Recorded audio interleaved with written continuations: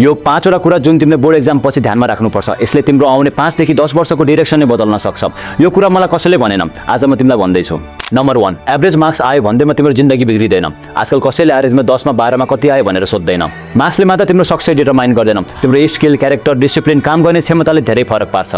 Number 2, साथीलाई हेरेर आफ्नो करियर चुज नगर। धेरै जस्तो तिम्रो साथीलाई लाइफमा के गर्ने भन्ने कुरा नै थाहा छैन। जति तिमी लाइफमा बिल्डर छौ, सायद तिम्रो साथीहरू पनि त्यत्तिकै बिल्डर छन्। पियर प्रेसरमा डिसिजन नलिनु, सोच्नु, बुझ्नु, आफ्नो परिस्थिति अनुसार डिसिजन लिनु। नम्बर 3, साइन्स पढ्ने स्मार्ट, म्यानेजमेन्ट, कमर्स, आर्ट्स पढ्ने सबै कमजोर हुन्छ भन्ने कुरा गलत हो। यो समाजले बनाएको एउटा मिसकन्सेप्सन हो। सक्सेस स्ट्रिमले होइन, तिम्रो मेहनत, तिम्रो स्किलले डिसाइड गर्छ। नम्बर 4, करियर इन्ट्रेस्टमा मात्र चुज नगर। त्यसको फ्युचर स्कोप कस्तो छ, ग्रोथको अपर्च्युनिटी कति छ र राम्रो स्यालेरीको सम्भावना कस्तो छ र तिम्रो इन्ट्रेस्ट छ कि छैन त्यो पनि हेर्नुपर्छ। जहाँ इन्ट्रेस्ट र अपर्च्युनिटी दुवै हुन्छ त्यो तिम्रो लागि बेस्ट करियर पाथ हुन सक्छ।